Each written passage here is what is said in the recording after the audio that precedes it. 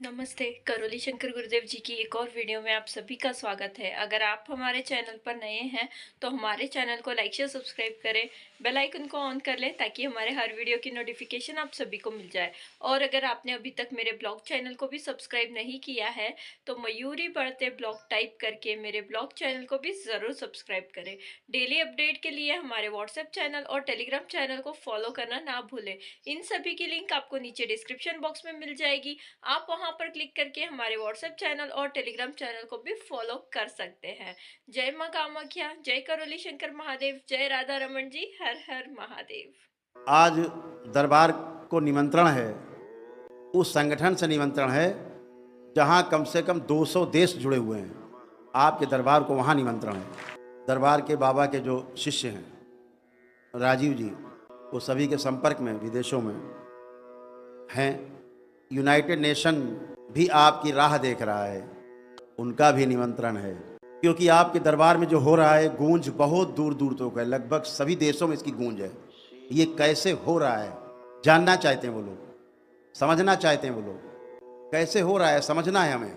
इस प्रयास के साथ वो तड़प रहे हैं। तो यहाँ से करीब 35-40 लोगों का प्रतिनिधिमंडल पूरा जाएगा, यहाँ से भक्तों का हमारे साथ जाएगा, शिष्यों का बाबा के विदेश यात्रा पर, जहाँ पर यूनाइटेड नेशन के द्वारा चलाई जा रही जो संस्थाएं हैं वो आप सबका स्वागत करेंगी और आपका वेलकम करके आपसे समझना चाहेंगी चीज़ें। तो यहाँ तक गूंज है, इसलिए हमारी जिम्मेदारी और ज़्यादा बढ़ गई है कि हम अपनी जिम्मेदारी को पूरी तरह से निभाएं। आज आपके लिए लोग पलक पावड़े बिछा के बैठे हैं। यूरोप के कई देश, बड़े बड़े देश दुनिया के पलक पावड़े बिछा के बैठे हैं। हिंदुस्तान में क्या होता है, वहाँ के लोग क्या कहते हैं, हमें समझना है ये कैसे हो रहा है, आगे बढ़ाना है समझ के। यहाँ के क्या कहते हैं वैज्ञानिक, पता है आपको, अरे ऐसे कैसे हो सकता है, सब बकवास है। यहाँ से बात शुरू करेंगे। पहला झंझट तो यही है, जहाँ से उदय है, जहाँ उद्गम है, जहाँ पर चीज़ें शुरू हुई हैं, आदि है यहाँ पर, वहाँ की क्या विचारधारा है, अरे बेवकूफ़ हैं सब, ऐसे कैसे हो सकता है, सब बकवास है। यहाँ से बात शुरू करेंगे, ऐसा हो ही नहीं सकता, ऐसा है ना, साहब चूतिया बैठे से चूतिया बना रहे हैं, ऐसे बातें कर। और विदेश में क्या कह रहे हैं, समझना है हमें ये कैसे होता है। वेलकम। इतना बड़ा फर्क है उस समाज में और हमारे देश के समाज में, समझने को तैयार नहीं है। ऋषि मुनियों की संस्कृति दी हुई, उसे कूड़ादान से ज़्यादा उस ग्रंथ को शोभा बढ़ाए, इससे तक कुछ नहीं मानते यहाँ के लोग। क्यों? नकलीपन जो बना रखा है यहाँ के लोगों ने, नकली, वो कैसे बिकेगा। अगर असली आप जान गए तो दुकानें बंद हो जाएंगी। अगर असली जान गए, दुनिया जान गई, तो दुकानें बंद हो जाएंगी। छोटी सी बात बताएं, छोटी सी घटना। एक अग्रवाल जी हैं, आते हैं, दरबार के भक्त हैं बाबा के, बहुत दिन बाद आए। 5 मिनट लेंगे आपका इस पर। सबका ध्यान आकर्षण इस पर होना चाहिए, सबका ध्यान होना चाहिए जो हम आपसे बात बताने जा रहे हैं। 4-5 महीने बाद आए, 6 महीने बाद मिलने। बोले गुरुदेव सब तो ठीक है, एकदम अच्छे हैं, कुछ भी कष्ट नहीं बचा, सब अच्छा है, बिजनेस व्यापार भी चलने लगा, सब बंद था, रुका हुआ था, स्वास्थ्य अच्छे हो गए, हमारे 20-22 साल से परेशान थे, एक कष्ट नहीं जा रहा है। तो हमने पूछा भाई कौन सा कष्ट नहीं जा रहा है बताइए। बोले शुगर नहीं जा रही है, ये शुगर नहीं ठीक हो रही। तो दरबार ने देखा और कहा कि भाई इनको शुगर है ही नहीं, इनको मधुमेह की बीमारी नहीं है। तो बोले नहीं, हमने अभी रिपोर्ट कराई 2 दिन पहले, तो 400 थी। तो उनसे दरबार ने कहा कि भाई देखो बात सुनो, तुमको डॉक्टर बेवकूफ़ बना रहे हैं। कब से दवा खा रहे? बोले 15 साल हो गए, पेट में इंजेक्शन लेते हैं, इंसुलिन 36 यूनिट, परमानेंट कस्टमर हो गए वो, 36 यूनिट ले रहे हैं कई सालों से। अब ये ज़िंदगी भर लेना है, मरते दम तक, परमानेंट, ये घटेगी नहीं, इंसुलिन बढ़ती रहेगी। तो दरबार ने दिखाया कि इनकी इंसुलिन पूरी बन रही है शरीर में, इन्हें कोई रोग नहीं है शुगर का। ये तो ऊर्जा है जो ग्लूकोज के रूप में, शुगर के रूप में दिखाई दे रही है। रोग है इंसुलिन का ना बनना, रोग है टाइप 1 टाइप 2 शुगर होना। तो हमने उनसे कहा कि भाई आप ये टेस्ट कराइए। तो बोले ये कौन सा टेस्ट होता है, हम जानते ही नहीं है। हमने कहा आप इसलिए नहीं जानते कि आपके डॉक्टर साहब आपका ये टेस्ट कराना ही नहीं चाहते। अगर आपने ये टेस्ट करा लिया तो क्लियर हो जाएगा कि आपको शुगर नहीं है। तो आप भी ध्यान रखो उन टेस्ट का नाम।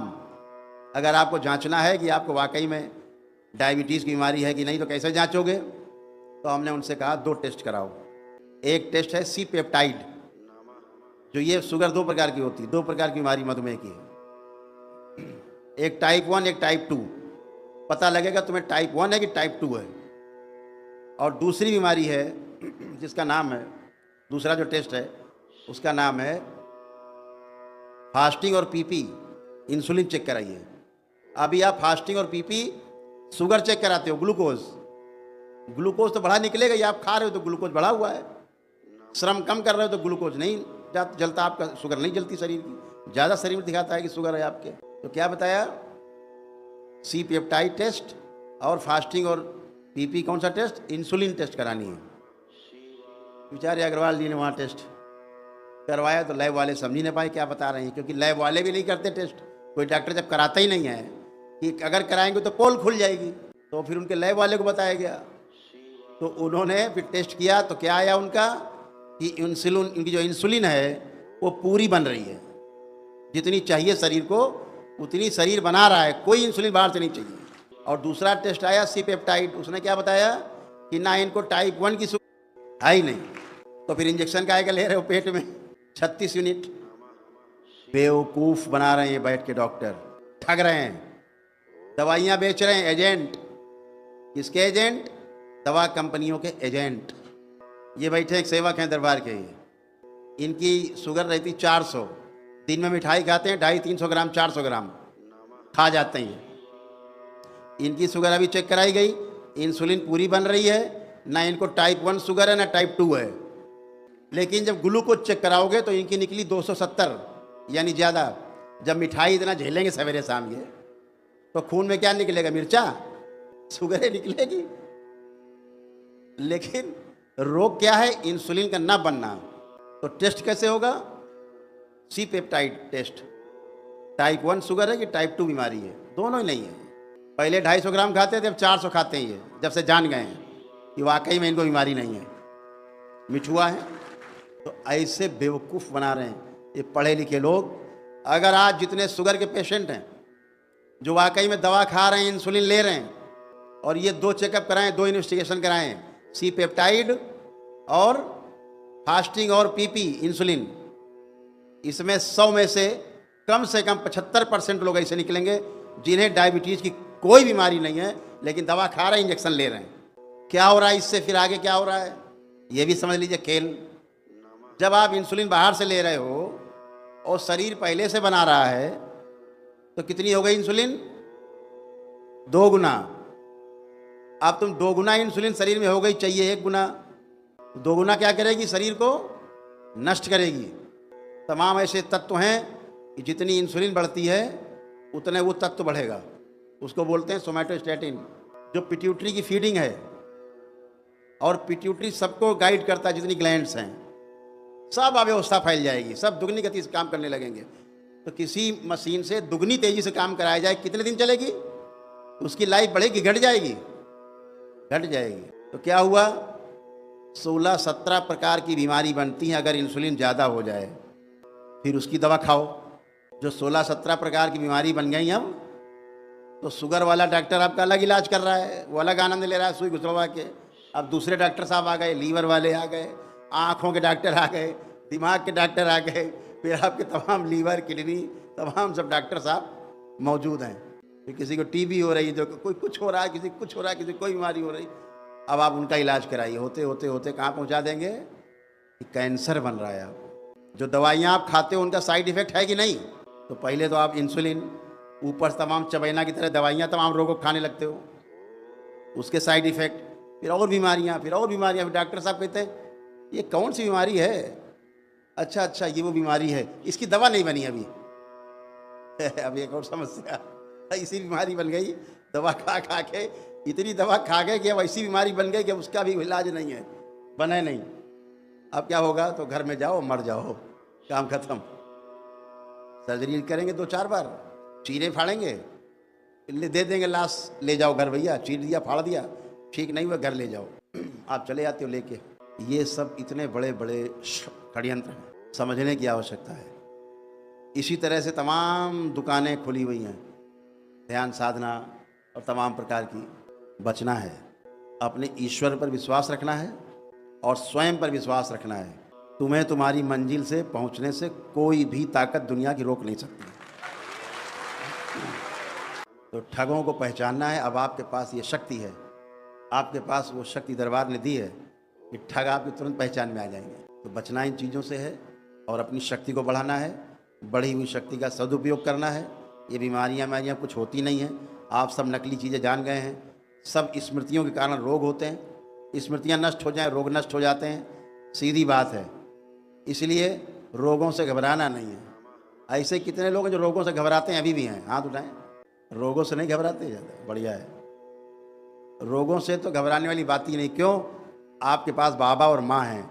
एक संकल्प करते हो, एक संकल्प करते हो, बाबा पेट दर्द हो रहा है, स्मृति नष्ट कर दी जाए पेट दर्द की। आँख खोलते हो, जहाँ बोला ओम नमः शिवाय 3 बार, देखा पेट दर्द गायब। कितनी सुगम चिकित्सा है, कितनी सरल है? और फिर अब तो आपके पास पुण्य इकट्ठा होने जा रहा है जप का, उससे तो बहुत कुछ करेंगे आप दुनिया में। तो चलिए बातें खूब करेंगे आपसे, बैठ के खूब बातें होंगी। कुचक्र से बचे रहो, बस इतना ही आपकी यात्रा में बाधा। जो कुचक्र हैं वही हैं, रोड़े पत्थर की तरह, उनसे बचना है। आपको एक शास्त्रोक्त बात बताएं, 2 तरह की पूजा अर्चना है। कहते हैं ना कभी नहाया धोए नहीं, तो कैसे करें? जहाँ पर पूजन होता है, पार्थिव रूप से सब चीज़ें सजा करके फिर आप पूजन करते हैं, यहाँ पर तो आपको स्नान आदि करके पवित्र होकर के बैठना है, आवश्यक है। लेकिन जहाँ मानसिक जप होता है वहाँ इसका कोई दोष है ना, तो वहाँ ये नहीं देखना है कि अभी दैनिक क्रिया से नहीं निवृत्त हुए, कि हमने अभी नहाया धोया नहीं है। ये सब चीज़ें छूट है, इसको ध्यान में रखना, ये शास्त्रोक्त है। तो ये छोटी छोटी चीज़ें अपने जीवन में आप जोड़ के चलेंगे। दरबार आपका है ही, आपके दरबार में सब कुछ उपलब्ध है। बाबा माँ है तो सब कुछ है। और ये बात आप सबको पता ही है कि दरबार से जुड़े रहने के कारण इस सृष्टि का कोई भी आसुरी शक्ति आपको छू भी नहीं सकती। जब आप जप करते हो तो आपके तमाम कई जन्मों के कष्ट होते हैं, रोग होते हैं। अगर आप दरबार से नहीं जुड़े होते तो रोग कष्ट भारी होकर के प्रकट होते और आपको बहुत कष्ट देते। तो वो भोग, कर्म भोग कटना शुरू होते हैं। कभी कभी कोई कर्म भोग आगे आ जाता है, वो कटना शुरू होता है। उस समय एक ही प्रार्थना करनी है दरबार से, बाबा से, बाबा हमारी सहने की क्षमता बढ़ा दी जाए, इतनी कृपा करें। और आपकी सहने की क्षमता बढ़ जाएगी और कष्ट निकल जाएगा, धुल के बाहर हो जाएगा। बहुत लोगों के कैंसर होते हैं, स्मृतियों में होते हैं, निकलते हैं कट कट के। तो उससे डरना नहीं है। आपको लगे अरे हमें कष्ट हो रहा है, कष्ट नहीं हो रहा है। अगर किसी ने किसी को कोई छुरा मार दिया है तो कष्ट होता है, और छुरा जब निकालो तो भी कष्ट होता है। तो जब कर्म भोग कटते हैं, थोड़े से कष्ट निकलते हैं आपके शरीर से, परिवार के निकलते हैं, आपके द्वारा निकलना कभी कभी शुरू होते हैं। जब आपका भाव जुड़ा होता है किसी परिवार के व्यक्ति से, तो उसके जो नकारात्मक रोगी स्मृतियाँ आपके द्वारा निकलना शुरू होती हैं, तो आपको कष्ट होते हैं। तो ये स्वाभाविक प्रक्रिया है। ये जब आपका दशांश का पुण्य इकट्ठा हो जाता है तो स्वतः ही तमाम चीज़ें गायब हो जाती हैं। तो इसको ध्यान रखेंगे, इससे डरना नहीं है, भयभीत नहीं होना है। ये समझ लेना है हमारा कोई कर्म भोग कट रहा है इससे। क्यों? कर्म भोग को काटने की शक्ति परम पूजनी बाबा जी के पास है। आज आप जिनके शिष्य हुए हैं, बाबा ने स्वीकार किया आप सबको, आप सब सीधे सीधे बाबा के डीएनए में जुड़े हैं। तो आप सभी लोग दरबार से जुड़े रहें, अपना भक्ति मार्ग में लगे रहें। दरबार आपका है ही, कोई कष्ट के लिए। दरबार 24 घंटे आपकी सेवा में है। दरबार आपका विस्तार कर रहा है, जगह जगह विस्तार हो रहा है, जगह जगह दरबार आपके खुल रहे हैं। आप ही लोगों में से सब संभालने वाले निकल रहे हैं, समझने वाले निकल रहे हैं। दरबार कोशिश कर रहा है कि इस विद्या को एजुकेशन में लाया जाए, ताकि पढ़े लिखे बच्चे इन चीज़ों को समझ सकें, अपने ऋषि मुनियों के विज्ञान को समझ सकें। और ऋषि मुनियों के इस विज्ञान को समझ के धरती के प्रत्येक मानव को, जो 750 करोड़ मानव है, इसको सुखी रख सके, स्वस्थ रख सके और समृद्ध रख सके। तो आज का वीडियो आपको कैसा लगा कमेंट बॉक्स में लिखकर ज़रूर बताइएगा। आगे भी इसी प्रकार के वीडियो देखने के लिए हमारे चैनल को लाइक शेयर सब्सक्राइब करें, बेल आइकन को ऑन कर लें ताकि हमारे हर वीडियो की नोटिफिकेशन आप सभी को मिल जाए। वीडियो को पूरा देखने के लिए धन्यवाद।